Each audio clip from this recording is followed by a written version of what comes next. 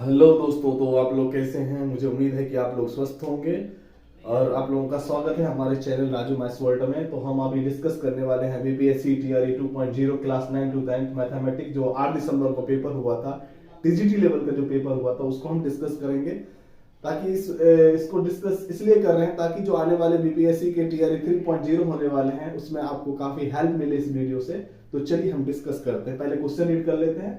तो ये क्वेश्चन ये है, यदि एक समचतुर्भुज के एक विकर्ण की लंबाई दूसरे विकर्ण की लंबाई का 80% है तो समचतुर्भुज का क्षेत्रफल जो है बड़े विकर्ण पे क्या बन रहा है, एक वर्ग बनाया जा रहा है। ठीक है, तो यहाँ पर आपको x की वैल्यू फाइंड करना है। तो सबसे पहले देखते हैं कि समचतुर्भुज का यहाँ पर कुछ कंसेप्ट लग रहा है। तो समचतुर्भुज हम ड्रॉ कर रहे हैं। समचतुर्भुज उसे ऐसे चतुर्भुज को बोलते हैं जिसकी सारी भुजाएं क्या है, आपस में इक्वल है। तो बताया जा रहा है समचतुर्भुज का जो बड़ा विकर्ण है वो कितना है। बड़ा विकर्ण अगर हम 100 सपोज करते हैं तो इसका जो स्मॉलर डायगोनल जिसको विकर्ण बोलते हैं वो इसका कितना परसेंट है, 80% है। यानी हम यहां से बोल सकते हैं कि जो D1 की जो वैल्यू है D2 के कंपेयर में D1 क्या है, ग्रेटर है D2 से। यानी पहला विकर्ण जो है D2 से बड़ा है।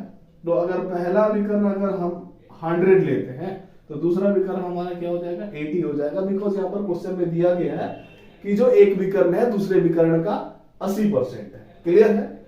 अब यहां से हम डिस्कस करेंगे कि समचतुर्भुज का जो क्षेत्रफल होता है वो आप लोगों को पता होना चाहिए 1/2 गुने विकर्णों का गुणनफल 1/2 गुने D1 इंटू D2। तो 1/2 इंटू D1 हमारे पास क्या है, 100 सपोज किए थे। तो D2 कितना हो गया, 80 हो गया। Any doubt? ओके। देन अब इस समचतुर्भुज के बड़े विकर्ण पर क्या बनाया जा रहा है, एक वर्ग बनाया जा रहा है। इतना ही बड़ा एक वर्ग इस डायगोनल पे 100 की जो हमने डायगोनल लिया है, लॉन्गेस्ट डायगोनल पे क्या बनाया जा रहा है, वर्ग। तो बताइए वर्ग का जो क्षेत्रफल होता है वो क्या होता है, भुजा स्क्वायर। नहीं ना होता जी, वर्ग का क्षेत्रफल भुजा स्क्वायर होता है। और भुजा को हमने यहां पर क्या रखना है, 100। तो 100 इंटू 100। अब यहां पर ये कहा जा रहा है जो समचतुर्भुज का क्षेत्रफल है बड़े विकर्ण के वर्ग का क्षेत्रफल का कितना गुना है, x गुना है। तो यहां से हम बोल सकते हैं ना, जो समचतुर्भुज का क्षेत्रफल है 1/2 गुने 100 इंटू 80 बराबर वर्ग का क्षेत्रफल जो है 100 गुने 100 इंटू उसका क्या गुना है, x गुना है। इस x को ऐसे लिख लेंगे, x गुना है। अब यहां से हम कैंसिल आउट करेंगे, 100 से 100 कट जाएगा।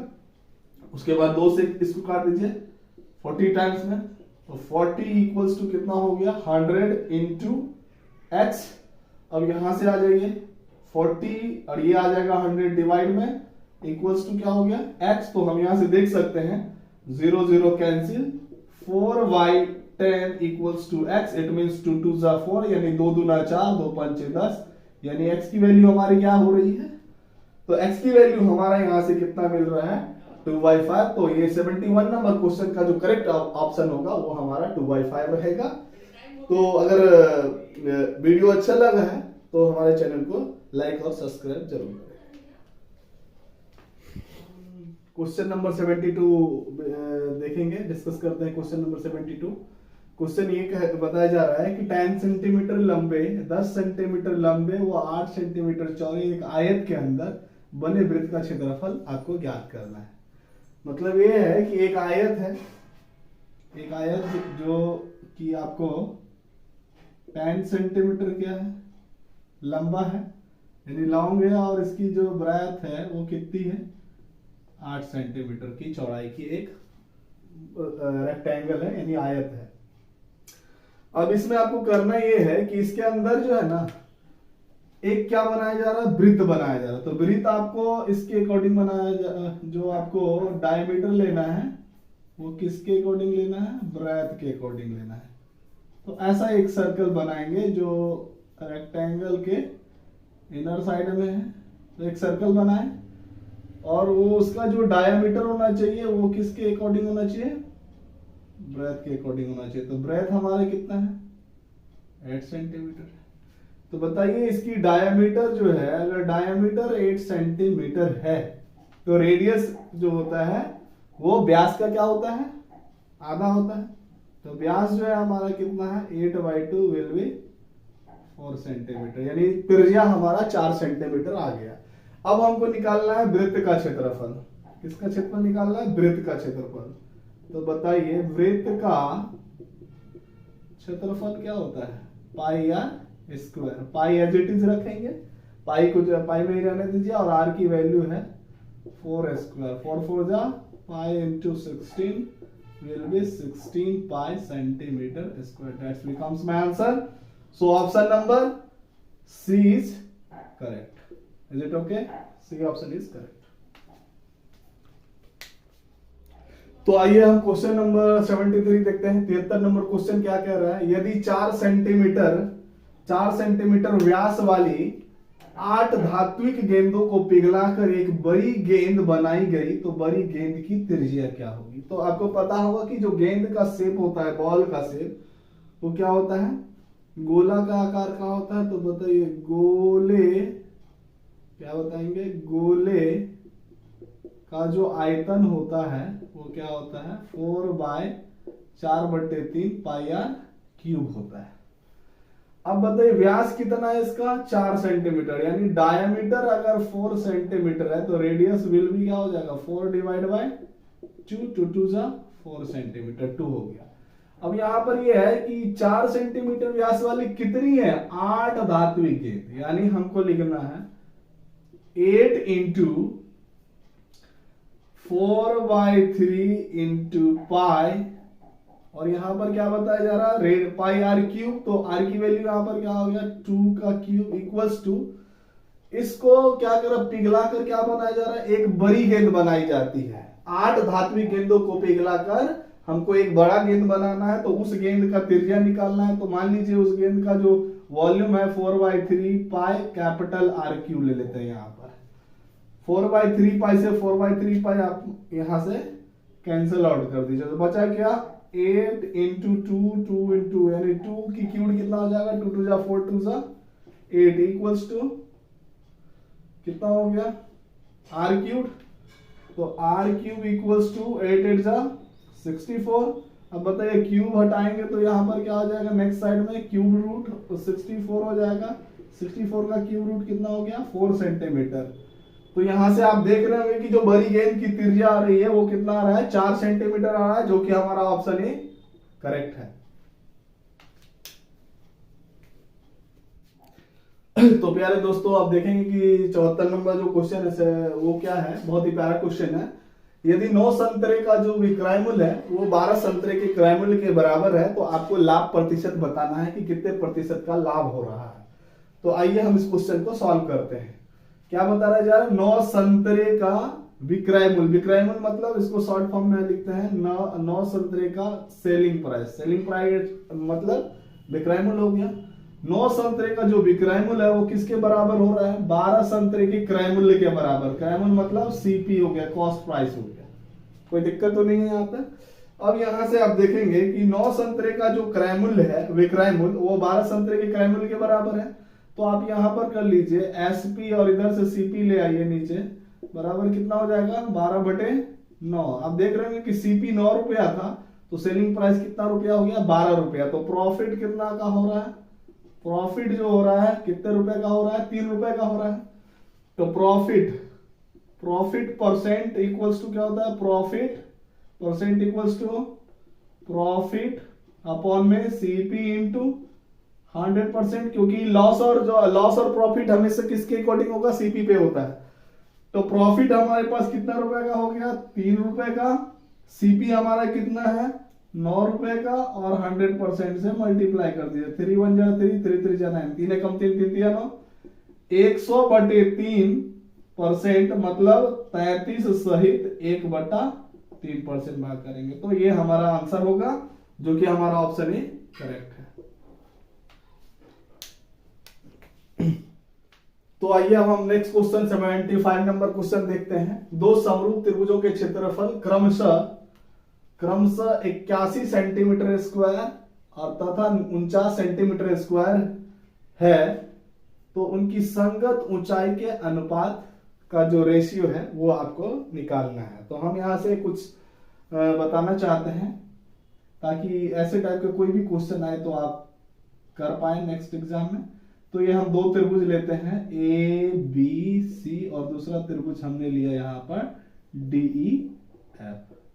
ये दोनों त्रिभुज आपस में अगर समरूप हैं तो एक थ्योरम है, क्लास 10th का थ्योरम है कि दो समरूप त्रिभुजों के क्षेत्रफलों का जो अनुपात होता है वो सदैव उनके संगत भुजाओं के वर्गों के अनुपात के बराबर होता है। और संगत भुजा के जगह पर आप संगत ऊंचाई, संगत शीर्षलंब भी बोल सकते हैं। तो चलिए क्वेश्चन को सॉल्व करते हैं।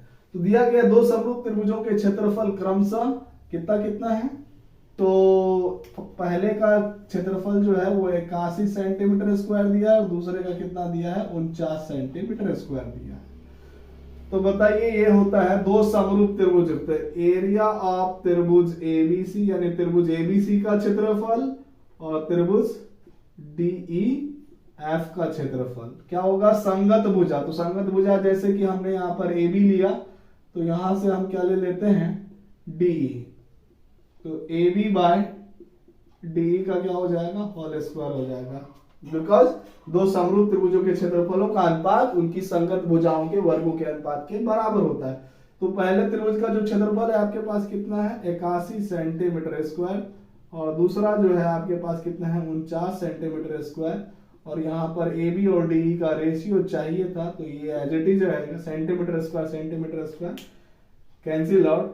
तो यहाँ पर हो जाएगा 81/49 equals to A B by D का क्या हो जाएगा होल स्क्वायर। तो नेक्स्ट स्टेप में देखेंगे कि स्क्वायर हटाएंगे तो इस साइड क्या आ जाएगा 81/√81/49 इक्वल्स टू क्या हो जाएगा ए बी बाई डी। तो बताइए 81 का जो वर्गमूल होता है वो होता है 9 और दोस्तों 49 का वर्गमूल कितना होता है 7। तो इस तरह से जो हमारा रेशियो आया ए बी रेशियो डी वो हमारा कितना आ गया 9:7। तो हमारा जो करेक्ट ऑप्शन है वो करेक्ट ऑप्शन क्या है 9:7। तो हमारा ऑप्शन सी जो है इसमें करेक्ट। तो आइए हम नेक्स्ट क्वेश्चन देखते हैं 76 नंबर। बहुत ही प्यारा क्वेश्चन है। एक अर्धगोले और एक शंकु, एक क्या है अर्धगोले है और एक शंकु के आधार बराबर है। अब देखिए यहां पर एक अर्धगोले है तो अर्धगोले ले लेते हैं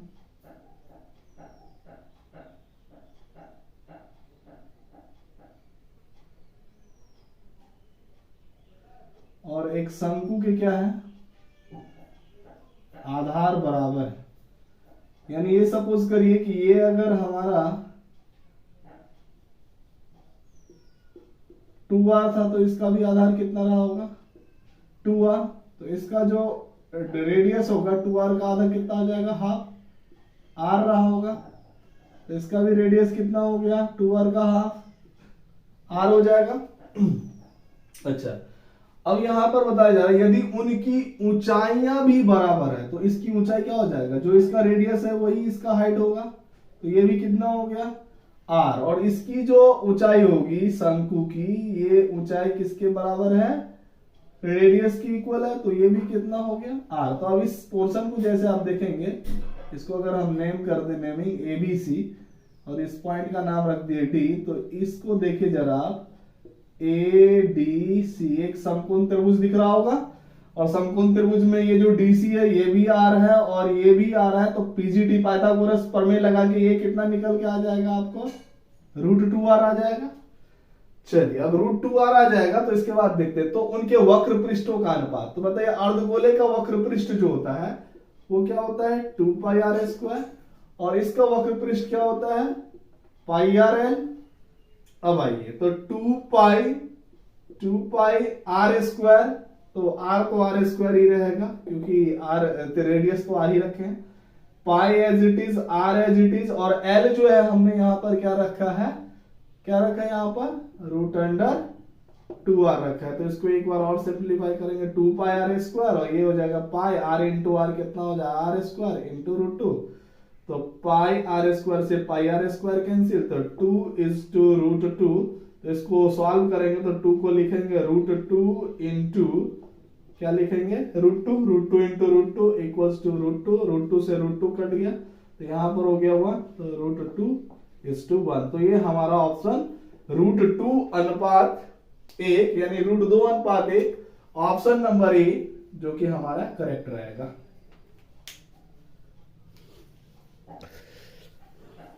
तो आइए हम नेक्स्ट क्वेश्चन देखते हैं 77 नंबर। एक साइकिल के पहियों का व्यास 66 सेंटीमीटर तथा 72 सेंटीमीटर है। यदि बड़ा पहिया एक निश्चित दूरी तय करने में 1188 बार घूमता है तो छोटे पहिए को उसी दूरी तय करने में कितनी बार घूमना होगा। यानी क्वेश्चन यहाँ पर सिंपल है, कुछ नहीं है। दो प्रकार का पहिया है, एक छोटा है और एक बड़ा है। उस पहिए में बड़ा पहिया जो है 1188 बार घूमता है। तो बताइए एक चक्कर में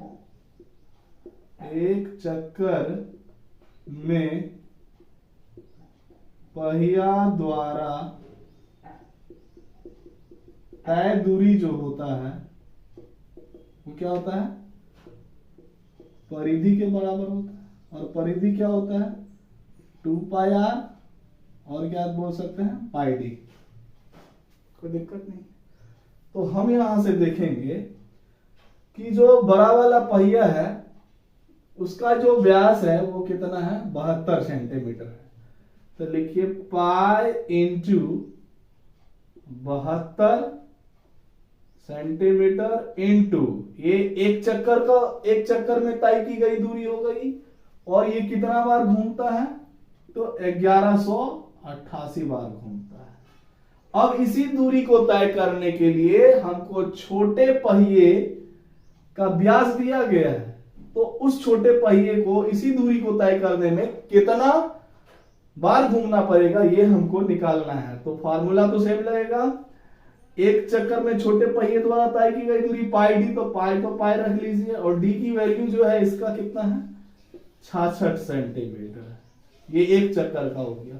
ये एक बार का निकाल लिया और ये टोटल 1188 बार घूम रहा है। तो उसमें एक चक्कर में जो तय की गई दूरी छोटे पहिए द्वारा उससे डिवाइड कर देंगे। पाई से पाई कट जाएगा, सेंटीमीटर से सेंटीमीटर कट जाएगा। 11 छके 66, 11 एकम 11, 0 11 8 88 और काटिए, ये कट जाएगा 12 छके 72, तो ये हो जाएगा 12 गुने 108।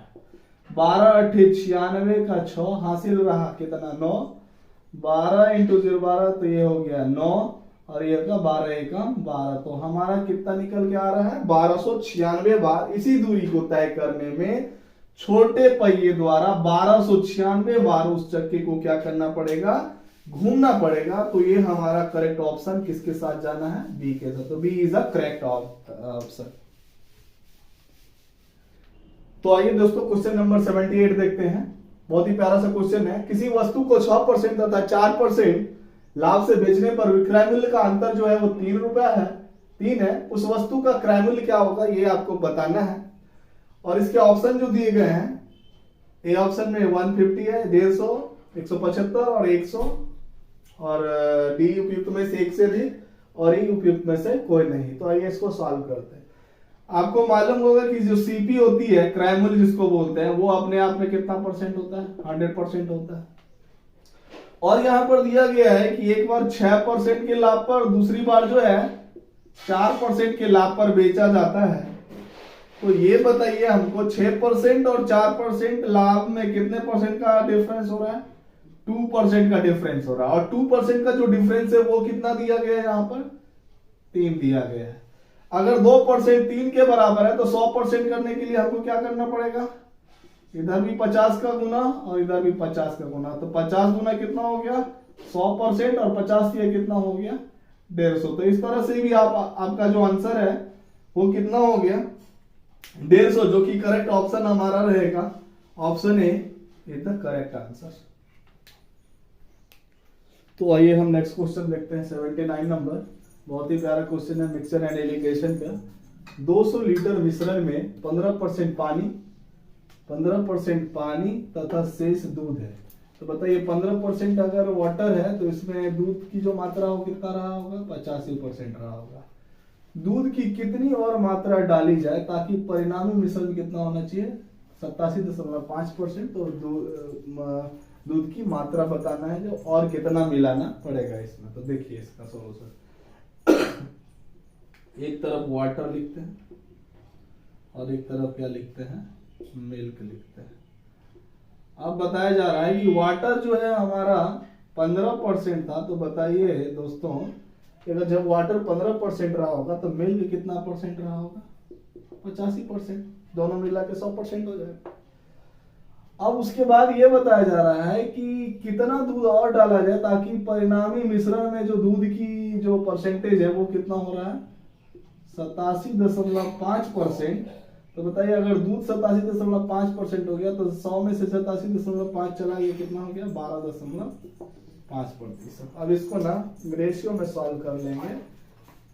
5 तिहाई 15, 5 17 85, जैसे 12.5 एकम 12, 12.5 सत्ते 87। अब यहाँ पर देखेंगे तो आपको देख रहा होगा कि पहले वाटर जो था उसका रेशियो में 3 यूनिट का हो गया और अभी 1 यूनिट का हो गया। तो अब देखिए वाटर 3 था और मिल्क 17 था, तो टोटल मिला के कितना यूनिट होगा, 3 + 17 यूनिट की जो वैल्यू लीटर में दी गई है वो कितना लीटर दिया गया है, 200 लीटर। तो 17 + 3 20 यूनिट की वैल्यू 200 लीटर। तो 1 यूनिट इक्वल्स टू कितना हो जाएगा, 200 लीटर बाय 20, 0 हो गया, यानी 10 लीटर। यानी 1 यूनिट की वैल्यू अगर यहाँ से हमको 10 लीटर की आ रही है तो अब यहाँ पर हम पानी को सेम करेंगे वाटर, तो यहाँ पर वाटर 3 था, यहाँ पर 1 है, तो यहाँ पर भी सेम करने के लिए कितना का मल्टीप्लाई, 3 का, तो यहाँ पर भी 3 का मल्टीप्लाई कर दीजिए। तो ये कितना हो जाएगा, 21 यूनिट की। तो यहां से यहां देखेंगे तो मिल्क पहले 17 था, अब कितना हो गया 21। तो कितना यूनिट का इंक्रीज हो गया, 4 यूनिट का। तो बताइए 1 यूनिट इक्वल्स टू 10 लीटर है, तो 4 यूनिट की जो वैल्यू हो जाएगी वो हमारा यहां से कितना हो जाएगा, 1 यूनिट 10 लीटर, तो 4 यूनिट जो होगा हमारा 4 × 10 लीटर इक्वल्स टू कितना लीटर हो गया, 40 लीटर, जो कि हमारा करेक्ट ऑप्शन रहेगा। करेक्ट ऑप्शन हमारा कौन सा है, B is the correct option.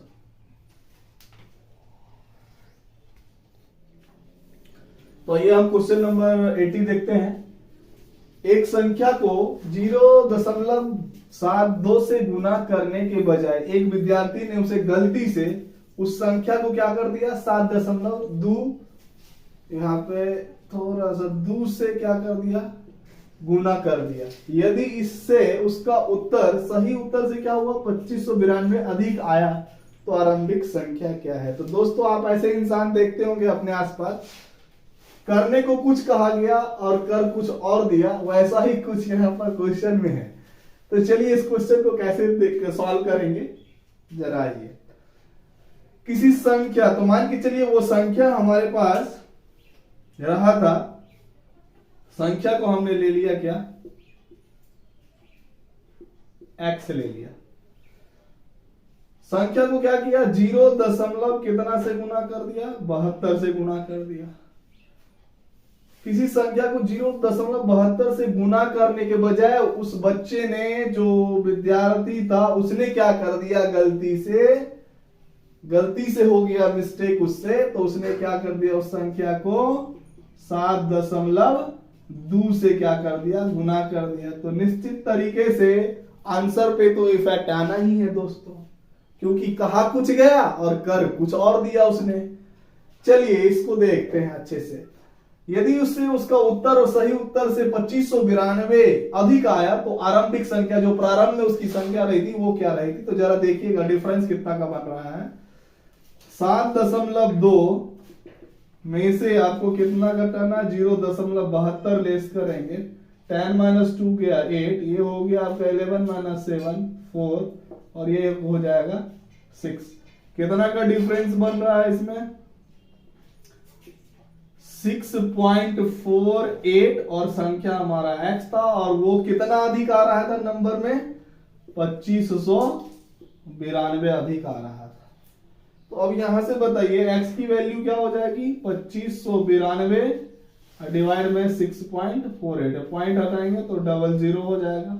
अब यहां से सॉल्व करिए, 648 को डिवाइड करेंगे 25920, तो ये आई थिंक 8 4 जा 648 इंटू 4 तो हो जाएगा 8 4 जा 8 चौका 32 2 3 4 चौका 16 3 19 हासिल 1 6 चौका 24 1 25। तो ये कितने बार में जा रहा है, ये 4 बार में जा रहा है। तो वो संख्या हमारा प्रारंभ में क्या रहा था, 400 रहा था। और ये क्यों हो गया, क्योंकि बच्चे ने गलती से कहा कुछ और गया, कर कुछ और दिया, इस कारण से उसके रियल आंसर से इतना नंबर अधिक आ गया। तो हमारा करेक्ट ऑप्शन कौन सा रहेगा, तो करेक्ट ऑप्शन हमारा सी के साथ रहेगा। तो सी इज द करेक्ट ऑप्शन।